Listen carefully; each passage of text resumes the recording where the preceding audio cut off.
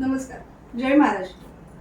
गेले 4 दिवस आपण बघतोय की कशा पद्धतीने सत्ताधाऱ्यांवरती ताशेरे ओढले जात आहेत. खरं तर मला एक आवर्जून सांगावंसं वाटतं की जे ताशेरे आमच्यावरती ओढतायत तर गेल्या 10 वर्षात त्यांचेच आमदार या विभागाचं प्रतिनिधित्व करत होते. आज सगळ्यात महत्वाची गोष्ट की जे उपोषणकर्ते आहेत त्यांच्या स्वतःच्या सख्या आई या सभागृहाच्या लोकप्रतिनिधी होत्या आणि या ज्या गोष्टीसाठी ते उपोषण करतायत आणि ते सिद्ध करतायत की माझ्या आईने लोकप्रतिनिधी असताना कुठलीही गोष्ट केलेली नाही, हे मी आवर्जून सांगते. कारण अशा पद्धतीचे ताशेरे करत असताना गेल्या मागच्या 5-10 वर्षात ज्या काही गोष्टी झाल्यात आणि त्याला आपल्या कुटुंबातली एक जबाबदार व्यक्ती सुद्धा लोकप्रतिनिधी होती हे त्यांनी विसरता कामा नये असं मला वाटतं. मला वाटण्यापेक्षा हे जनतेला पण हेच वाटतं, कारण जनता त्यांच्या उपोषणावरती हेच म्हणते आहे की त्यांनी आपल्याला हवे ते व्हिडिओ तयार केलेत, एआयने व्हिडिओ तयार केलेत, पण व्हिडिओ तयार करून कुठलाही माणूस लोकप्रतिनिधी होत नाही. लोकप्रतिनिधी होण्यासाठी तेवढी तळमळ, खरोखरीची तळमळ ही असणं खूप गरजेचं असतं. आज बघा, त्यांनी कचऱ्यावरती, मी आरोग्य सभापती म्हणून जाणीवपूर्वक आणि जबाबदारीने सांगते की त्यांनी कचऱ्यावरती एवढा मोठा सगळा व्हिडिओ केला. आज खरोखरच कचऱ्याची समस्या मालवणवासियांना गेल्या 5 वर्षातली आणि आता चालू असलेल्या कचऱ्याच्या प्रश्नांवरती मालवणवासी हे साक्षीदार आहेत. आज मालवण ही पर्यटनाची राजधानी आहे, पण असं असताना गेल्या काही वर्षांमध्ये कचऱ्यावरती ज्या पद्धतीने तो कचरा उचलला जात होता किंवा ज्या पद्धतीने मालवण शहरात कचऱ्याचे ढीग असायचे आणि आज हे कचऱ्याचे ढीग कशा पद्धतीने कमी झाले आहेत हे आम्ही सांगण्याऐवजी मालवणची जनता सांगते आहे. आणि कचरा ही अशी प्रक्रिया आहे किंवा अशी गोष्ट आहे की ती सातत्याने होतच असते. त्यामुळे कचऱ्याच्या विषयावरती त्याला कुठेतरी आरोप प्रत्यारोप करण्यापेक्षा प्रत्येक लोकप्रतिनिधीचं हे कर्तव्य आहे की माझ्या प्रभागात, माझ्या विभागात कचरा होता कामा नये, तर त्याच्यासाठी जनजागृती करणं हे पहिलं पाऊल असायला पाहिजे.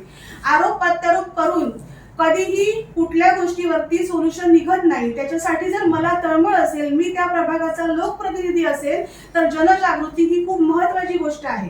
आज ते म्हणतायत की कचरा उचलला जात नाहीये आणि त्यामुळे मालवण शहराची शान कुठेतरी, मालवण शहर अस्वच्छ होत आहे. पण त्या लोकप्रतिनिधींना मला हे सांगायचं आहे की तुमच्या प्रभागातल्या जनतेनं कचरा रस्त्यावरती आणून टाकता नये म्हणून तुम्ही काय उपाययोजना केल्या आहेत, ही त्यांची सुद्धा जबाबदारी आहे. आज माझ्या प्रभागात सुद्धा जर कचराचे ढीग होत असतील किंवा याच्या आधी होत होते, परंतु आज त्या प्रभागातले कचऱ्याचे ढीग हे आम्ही लोकप्रतिनिधी म्हणून प्रत्येक लोकांमध्ये जनजागृती करून कमी केलेले आहेत. त्यानंतर त्यांचा दुसरा मुद्दा होता की जी कचऱ्याची बिलं निघतात ती खोटी आहेत. या त्यांच्या आरोपाला मी सांगेल की घनकचरा अधिनियम 2016 या अधिनियमाच्या अनुषंगाने ज्या काही अटी आणि शर्ती आहेत त्याप्रमाणेच ते अंदाजपत्रक तयार केलेलं गेलं होतं आणि त्या अंदाजपत्रकात कुठेही मी जाणीवपूर्वक परत जबाबदारीने सांगते आहे की घरोघरी कचरा संकलन ही त्याच्यात नमूद केलेली गोष्ट आहे, परंतु 2016च्या घनकचरा अधिनियमात हे सांगितलेलं आहे की घरोघरी म्हणजेच नगरपालिकेने 10-15 घरांसाठी जो एरिया दिलेला आहे तो एरिया, त्या ठिकाणी नगरपालिकेची गाडी जाणार आणि त्या ठिकाणी तिकडच्या लोकांनी तो कचरा आणून दिलेला पाहिजे. नगरपालिकेने जर नगरपालिकेच्या एरियात 10,000-15,000 घरं असतील तर त्या प्रत्येक घरात नगरपालिकेच्या कर्मचाऱ्यांनी त्यांच्या उंबऱ्यावरती जाऊन त्यांचा दरवाजा ठोठून कचरा आणायचा नाहीये. त्या अधिनियमात असं म्हटलेलं आहे की प्रत्येक एरियामध्ये नगरपालिकेने जो पॉइंट ठरवलेला आहे त्या पॉइंटवरती जाऊन तो कचरा त्यांनी उचलायचा आहे. आणि मी अतिशय अगदी आत्मविश्वासाने सांगते की मी सभापती झाल्यापासून आम्ही सत्तारूढ नगरसेवक आमच्या अध्यक्ष मॅडम नगरपालिकेत आल्यापासून हे कचऱ्याचं स्कॅनिंगचं जे काही आहे ते अगदी व्यवस्थित चांगल्या पद्धतीनं काम चालू आहे. त्या प्रत्येक एरियात आमच्या नगरपालिकेच्या कचऱ्याच्या गाड्या जात आहेत हे मी अगदी ठामपणे सांगू शकते, कारण त्याला साक्षीदार मी स्वतः आहे. आणि आज अशा पद्धतीने स्कॅनिंगला पॉइंट आहेत. 97.47% आमच्या नगरपालिकेच्या गाड्यांचं स्कॅनिंग हे होतं आहे. आणि हे फक्त मी तोंडावरती सांगत नाहीये, तर हे वस्तुस्थिती आहे. त्या स्कॅनिंगचा चार्ट प्रत्येक दिवशीचा हा घेतला जातो. त्यानंतर दुसरी महत्वाची गोष्ट की पाणी पुरवठा योजना. पाणी पुरवठा योजना ही योजना अतिशय चांगल्या पद्धतीने त्याचं कामकाज चालू आहे. कुठेही त्या कामकाजामध्ये प्रशासनाचा काहीतरी गोष्टी असतील तर तिथे अडथळा कुठेही नाही, आणि जे काही अडथळे आहेत ते आम्ही 8 महिने आल्यानंतर अगदी सक्षमपणे तिथे उभं राहून येणाऱ्या कॉन्ट्रॅक्टरला, प्रशासनाला येणाऱ्या अडथळ्या हे आम्ही दूर करण्याचा प्रयत्न केलेला आहे. त्यानंतर सगळ्यात महत्वाची गोष्ट की आज ओव्हरऑल जर बघितलं तर मालवण शहरातल्या आता नवीन आलेल्या बॉडीवरती हे विरोधक हवे तसे ताशेरे ओढतायत. आज त्यांच्याच पक्षाचे जे माजी नगराध्यक्ष होते ते गेली 2.5 वर्ष या संपूर्ण प्रशासनावरती ताशेरे ओढत होते, परंतु त्यांच्याकडे कोणी लक्ष दिलं नाही. शेवटी त्यांना कंटाळून आमच्या निलेश राणे साहेबांच्या अगदी अभ्यास वृत्तीला बघून त्यांना आमच्याकडे इकडे प्रवेश करावा लागला आणि आज ते आमच्या नगरपालिकेचे स्वीकृत नगरसेवक आहेत. जर हे विरोध करणारे विरोधक जर या मोठेपणाच्या गोष्टी आम्हाला सांगत असतील तर जे माजी नगराध्यक्ष आज तुमच्याकडे होते हे त्यावेळेच्या तुमच्याच पक्षाचे नगराध्यक्ष होते, परंतु ते ज्या काही सत्य गोष्टी सांगत होते त्याच्याकडे तुम्ही दुर्लक्ष केलात. त्यामुळेच त्यांना आता शिंदे गटात प्रवेश करावा लागला आणि आज त्यांचं काम तेवढं चांगलं होतं म्हणूनच त्यांना स्वीकृत नगरसेवक म्हणून या नगरपालिकेत घेतलं गेलं. त्यानंतर भुयारी गटार योजना. भुयारी गटार योजना ही काल जन्माला आलेली योजना नाही आहे. भुयारी गटार योजनेला जी मागची 10 वर्ष गेली तेव्हा या योजनेच्या वेळेला आदरणीय आमदार वैभव नाईक हे या मतदारसंघाचे लोकप्रतिनिधी होते आणि तेव्हा मग भुयारी गटार योजना का नाही झाली? मग आज आम्ही 8 महिने झालेत, आमचे आमदार येऊन 1.5 वर्ष झाली आणि आजच तुम्हाला भुयारी गटार योजनेबद्दल एवढा प्रेम होतो जाते. भुयारी गटार योजना व्हावी ही फक्त लोकप्रतिनिधींची इच्छा नाहीये, तर मालवणातल्या प्रत्येक जनतेची इच्छा आहे की भुयारी गटार योजना ही व्हायलाच पाहिजे आणि त्या दृष्टीने आमच्या आदरणीय आमदार साहेबांचे प्रयत्न चालू आहेत. परंतु जे विद्यमान सदस्य आज सांगतायत की भुयारी गटार योजना ही होत नाहीये, तिचं कामच होणार नाही, पण मला परत तोच सवाल त्यांना विचारायचा आहे की गेल्या मागच्या 5 वर्षात तुमच्या मातोश्री या नगरपालिकेच्या नगरसेविका होत्या, मग त्यांचं भुयारी गटार योजनेसाठी काय योगदान आहे? हा मला त्यांना विचारायचा प्रश्न आहे. गेली 8 महिने आम्ही कुठेतरी सुशिक्षित सगळे नगरसेवक आहोत, त्यामुळे एकोप्यानं काम होईल म्हणून आम्ही शांत होतो. ही बोलायची वेळ आज आमच्यावरती पण येता कामा नाही होती, कारण मालवण हे विरोधाने सुधारणार नाही. आपण एकत्र पद्धतीने काम केलं तर ते सुधारणार आहे, पण विरोधाला विरोध करायचा म्हणून जर अशा पद्धतीने ताशेरे आमच्यावरती ओढले जात असतील तर आमचा नगराध्यक्ष जनतेने बसवलेला आहे, आमच्यावरती विश्वास आहे म्हणून सगळ्या नगरसेवकांना सुद्धा आम्हाला जनतेने निवडून दिलेला आहे. विरोधाला विरोध करायचा असेल तर तो योग्य पद्धतीने करा, पण कुठेतरी नको ते आरोप आमच्यावरती करायचे आहेत म्हणून जर तुम्ही आमच्यावरती विरोध करत असाल, आमच्या प्रत्येक ठरावाला तुम्ही अशा पद्धतीने हे करत असाल तर ते आम्ही कधीही खपवून घेणार नाही. 8 महिने आम्ही प्रयत्न केला की तुम्ही कुठेतरी आम्हाला सहकार्य कराल का? सहकार्याची अपेक्षा आम्ही तुमच्याकडनं करत नाही, पण मालवण शहर हे कुठेतरी जगाच्या कानाकोपऱ्यात आज नावारूपाला येते आणि त्याचा गाडीमा लावण्याचं काम हे विरोधी पक्षातले नगरसेवक करतायत. आज तुम्हाला जर वाटत असेल की मालवण स्वच्छ आणि सुंदर झालं पाहिजे तर आमच्यावरती आरोप करण्या अगोदरच तुम्ही तुमच्या प्रभागात तुमचं आत्मपरीक्षण करणं खूप गरजेचं आहे. आज तुम्ही म्हणताय की कचरा उचलला जात नाही, ही तुमची नामुष्की आहे. जर तुम्ही तुमच्या जनतेला जर आव्हान केलं की तुम्ही तुमच्या जनतेला सांगितलं की हा कचरा तुम्ही तुमच्या परड्यात ठेवा, रस्त्यावरती टाकू नका, जेव्हा आमच्या नगरपालिकेची गाडी येईल तेव्हा तो कचरा उचलला जाईल, तर रस्त्यावरती कचऱ्याचे ढीग पडणारच नाही. पण तुम्हाला फक्त स्टंटबाजी करायची आहे आणि आपल्या मालवण शहराचं आणि आपल्या मालवण नगरपालिकेचं नाव खराब करायचं आहे आणि हे लोकप्रतिनिधी म्हणून बिलकुल त्यांना शोभत नाहीये. ते जर लोकप्रतिनिधी असतील, त्यांना जर चांगलं आपलं नाव करायचं असेल तर त्यांनी सहकार्याच्या भावनेतनं मालवण शहर स्वच्छ आणि सुंदर ठेवण्यासाठी प्रयत्न केला पाहिजे. होऊ घातलेल्या ज्या काही योजना होत्या त्यात भुयारी गटार योजना आहे. भुयारी गटार योजनेच्या कितीतरी मशिनरी या सडून फुकट गेल्यात. जेव्हा या सडून फुकट गेल्यात तेव्हा त्यांच्याबद्दल त्यांना कधीच पुळका आला नाही. आज कितीतरी लाखाच्या मशिनरी या सडल्यात, त्यावेळेला आज गेली 1.5 वर्ष आणि गेली 8 महिने शिंदे गटाचे आमदार किंवा शिंदे गटाचे नगराध्यक्ष नगरसेवक आहेत, पण त्याच्या अगोदर मी जाणीवपूर्वक आणि जबाबदारीने सांगते की विरोधी पक्षाचे जे आज बोंबाबोंब करतायत त्यांचे आमदार इथे लोकप्रतिनिधी होते, मग त्यांनी त्यावेळेला का आवाज उठवला नाही? त्या पैशाची जेव्हा माती झाली, त्या माती झालेल्या पैशाला कारणीभूत फक्त वैभव नाईक आणि त्यावेळेचे जे त्यांचे जे आता बोंब मारतायत नगरसेवक त्यांच्या मातोश्री सुद्धा आहेत. त्यानंतर दुसरा महत्वाचा विषय की मागच्या आठवड्यात त्यांनी स्पोर्ट्स कॉम्प्लेक्सचा विषय केला. त्यानंतर त्यांनी अशा सगळ्या जनतेचा नको ते गैरसमज पासून त्यांनी नगरपालिकेत त्यांना घेऊन आले. तेव्हाही मला त्यांना हेच विचारायचं आहे की तुम्ही तुमची स्टंटबाजी करताना सर्वसामान्य जनतेला वेठीस धरू नका. जे आरक्षणास तिथे स्पोर्ट्स कॉम्प्लेक्सचं पडलं ते आरक्षण ते म्हणतायत की तुम्ही ते आरक्षण का घालवलं नाही. हो, पण ते आरक्षण घालवण्यासाठी तुमच्या आई सुद्धा त्यावेळेला नगरसेविका होत्या. त्यामुळे आरक्षण तिथलं उठावं म्हणून तुम्ही सुद्धा प्रयत्न करणं तेवढंच गरजेचं होतं. फक्त माझी स्टंटबाजी मला मोठं व्हायचंय म्हणून नको ते आरोप आमच्या पक्षावरती केलेले आम्ही खपवून घेणार नाही. त्यानंतर मगाशीच आमच्या नगराध्यक्ष मॅडमनी सांगितलं की सफाई कर्मचाऱ्यांची निवासस्थानं, आज सफाई कर्मचाऱ्यांची निवासस्थानं ही सुद्धा वैभव नाईक यांच्या काळातच होऊ घेतलेली हे संकुल होतं. आज तुम्ही मला सांगा, या त्यांच्या नाकर्तेपणामुळे गेल्या 2.5 वर्षाच्या 4 वर्षाच्या प्रशासनाच्या नाकर्तेपणामुळे माझ्या सफाई कर्मचाऱ्यांना आज वाऱ्यावरती राहावं लागतंय. याला जबाबदार कोण? आज आम्हाला निवडून येऊन 8 महिने झालेत. आमच्या जनतेनं आज आमच्या नगराध्यक्षांना ज्या विश्वासानं इथे बसवलेलं आहे त्या विश्वासाला पात्र ठरण्यासाठी आम्ही आमच्या आमदारांच्या मार्गदर्शनाने चांगल्या पद्धतीनं काम करणार आहोत. पण गेल्या 4 वर्षात ज्या पद्धतीनं प्रशासनानं मालवण शहराचं आणि मालवण वासियांचं नुकसान केलंय त्याला जबाबदार कोण? हा प्रश्न माझाही त्या विरोधकांना आहे. जर प्रशासन 4 वर्ष काहीच करू शकत नाहीये आणि 8 महिने आलेल्या नगरसेवकांना जर तुम्ही असे भडीमार प्रश्न विचारत असाल तर मग तेव्हा हे लोकप्रतिनिधी कुठे होते? ज्या वेळेला प्रशासन या पद्धतीच्या या चुका करत होते आणि त्यावेळेला आमचे आमदार हे कुठेही सत्तेत नव्हते.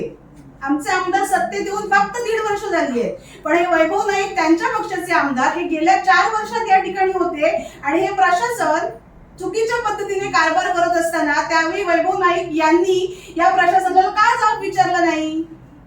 मी तर असं म्हणेन की आज मालवण शहरात जे काही नुकसान आमचं झालेलं आहे नागरिकांचं, या सगळ्याला मी अगदी जाणीवपूर्वक सांगते की त्यावेळेचे आमदार जबाबदार आहेत.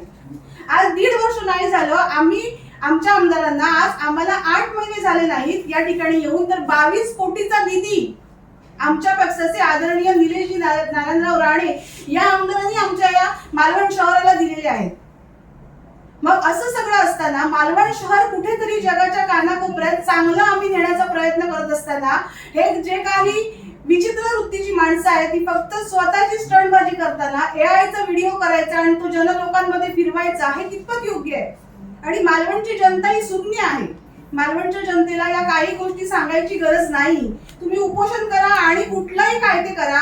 आम्ही आमच्या जनतेने जो आमच्यावरती विश्वास दिला आहे तो आम्ही आमच्या आमदार साहेबांच्या मार्गदर्शनाने अगदी सत्यात उतरवणारच आहोत. आज असंख्य प्रश्न आहेत. भाजी मार्केट ही सुद्धा मला वाटतं आमदार वैभव नाईकांच्या काळातलीच योजना आहे.